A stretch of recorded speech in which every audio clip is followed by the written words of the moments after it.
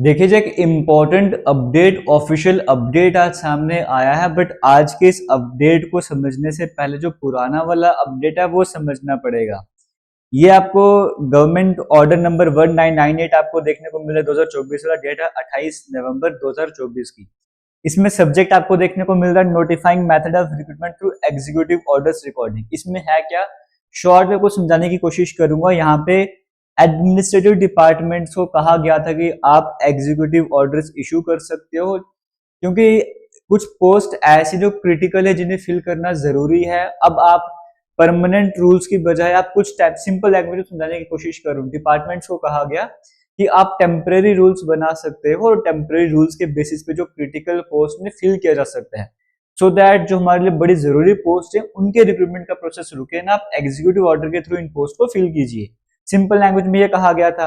लेकिन फिर उसके बाद क्या होता है, उन्हें ये भी कहा गया कि आपने जब भी जैसे आपने एग्जीक्यूटिव ऑर्डर अपने निकाल दी कि हम ये रूल्स बना के रिक्रूटमेंट को पूरा करेंगे। अब यहाँ पे कहा गया था कि डिपार्टमेंट्स को कहा गया था कि हाँ ठीक है आप रूल्स बना दोगे, लेकिन आपको अप्रूवल भी चाहिए, कंकरेंस भी चाहिए। किसका? एआरआई एंड ट्रेनिंग डिपार्टमेंट, और साथ ही साथ लॉ डिपार्टमेंट से भी कंकरेंस आपको चाहिए। ये वो बताएंगे ना, अगर तुमने ऐसे रूल्स बनाए, एग्जीक्यूटिव ऑर्डर निकाला रिक्रूटमेंट कंप्लीट करने के लिए, तो ऐसा क्यों निकाला, एक स्ट्रॉन्ग रीजन भी तो होना चाहिए ना, कुछ भी आप बना के नहीं दे सकते। तो एआरआई ट्रेनिंग डिपार्टमेंट और लॉ डिपार्टमेंट का कंकरेंस अप्रूवल जरूरी था। और इन डिपार्टमेंट्स को कहा गया, जो ARY training department, law department की बात करें, अब चेकलिस्ट तैयार कीजिए कि जब ये रूल्स तैयार करेंगे, एग्जीक्यूटिव ऑर्डर तैयार करेंगे, तो किन किन बातों का ध्यान रखना है।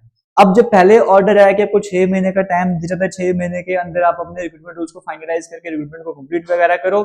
फिर बाद में कहा गया कि ये डिपार्टमेंट दो जो आपके सामने बता रहा हूँ, एआरआई लॉ, इनको कहा कि तुम चेकलिस्ट तैयार करो। अब जब वो चेकलिस्ट तैयार करें कि हम कौन सी चेकलिस्ट इनको प्रोवाइड करें, इस वजह से जो 6 महीने का टाइम था वो डिपार्टमेंट को कम पड़ रहा था, क्योंकि डिपार्टमेंट भी तो चेकलिस्ट बनाने में टाइम लगा रहे थे। तो जो क्रिटिकल टाइम 6 महीने का, तो उसमें से ज्यादा टाइम वेस्ट हो गया।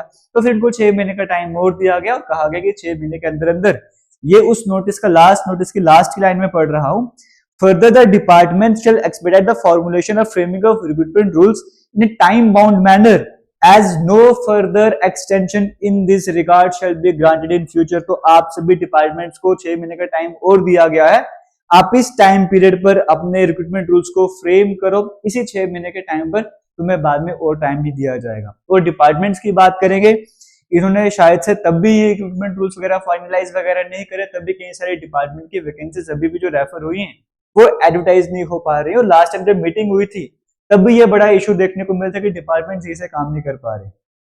तो अब यहाँ पर जो है आज का नोटिस है वो यही आपको देखने को मिल रहा है, in continuation to government order number, जो ये ऑर्डर मैंने आपको पूरा पढ़ के बताया कि जहाँ पे 6 महीने का टाइम दिया गया था इनको, और कि चलो एआरआई वालों को चेकलिस्ट का काम निकल गया, अब तुम्हें और टाइम दिया गया, 6 महीने के अंदर आप रूल्स वगैरह फाइनलाइज करो और आगे रिक्रूटमेंट का प्रोसेस बढ़ सके। तो यहाँ पे कहा गया कि आपको टाइम एक्सटेंड करा गया सेव इन्हीं डिपार्टमेंट्स के लिए कि time period for notification of recruitment rules through executive orders by the administrative departments by another period of 1 year. आपको 1 साल का और टाइम दिया गया है, आप इन रूल्स को अच्छे से प्रिपेयर करो, तैयार करो, सो दैट आगे फॉरवर्ड किया जा सके, जो भी सिलेक्शन बोर्ड है, रिक्रूटमेंट वाले बोर्ड है, वो आगे प्रोसेस को कंटिन्यू कर सके। तो इन्हें और टाइम यहाँ पर दिया गया, जबकि लास्ट टाइम यहाँ पे शायद से कहा गया था कि फर्दर एक्सटेंशन नहीं होगा, इन्हें और एक्सटेंशन वगैरह प्रोवाइड कर गई है।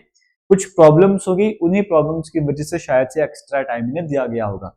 अब यानी कि कई सारी वैकेंसीज ऐसी जो काफी समय से आपको देखने को नहीं मिल रही है, जब इनके rules, recruitment rules proper finalise वगैरह होंगे, इन रिक्रूटमेंट रूल्स के बाद आपको कई सारी वैकेंसीज और देखने को मिलेंगे। यानी कि इस साल आपको देखने को मिल रहा है 2025 आधा निकल के आधा बच गया, इस टाइम पीरियड पर जैसे जैसे डिपार्टमेंट्स अपने रूल्स क्लैरिफाई करते जाएंगे, वैसे वैसे वैकेंसीज का नोटिफिकेशन आपके सामने आता जाएगा।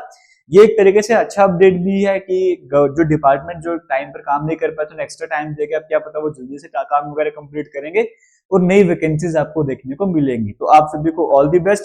और आप किसी भी अपकमिंग एग्जाम की प्रिपरेशन कर रहे हो, हमारा जेकेएसएसबी का जो फाउंडेशन कोर्स चल रहा है, कमेंट सेक्शन में डिस्क्रिप्शन बॉक्स में लिंक मिल जाएगा, आप आज जाके उसे ज्वाइन कर लो और वहां से पढ़ना स्टार्ट कर दो। वो एक जेकेएसएसबी फाउंडेशन कोर्स है, मिनिमम प्राइस सेट करा गया, बट वो एक फाउंडेशन कोर्स में आपको कई सारे कोर्सेज देखने को मिलेंगे। उसमें आपको एमटीएस का कोर्स देखने को मिलेगा, उसमें आपको नायब तहसीलदार का कोर्स देखने को मिलेगा, उसमें कुछ दिनों में जूनियर असिस्टेंट का जेकेएसएसबी पे जो वैकेंसीज आने वाले हैं उसका कोर्स अपडेट हो जाएगा, स्टेनो का अपडेट हो जाएगा। और भी कई सारे कोर्सेज एक ही कोर्स में अपडेट हो जाएंगे। मतलब आप सिंगल कोर्स लेके मल्टीपल एग्जाम की तैयारी कर सकते हो। कोर्स का जो सिलेबस है तो उसके अकॉर्डिंग सब कुछ वहां पे सेट करा गया है। तो आज ही जाके ज्वाइन कर लीजिए। अगर आज ही जाके ज्वाइन करते हो कूपन भी वहां पर अप्लाई कर सकते हो, chance CHANC chance coupon apply करके आपको एक्स्ट्रा डिस्काउंट भी मिल जाएगा। तो इस अपडेट पर जाके आप आज कोर्स जाके ज्वाइन करना चाहते हो तो कर सकते हो, बाकी आपकी अपनी मर्जी है। ऑल द बेस्ट आप सभी को, वीडियो को शेयर कीजिएगा। थैंक यू, जय हिंद।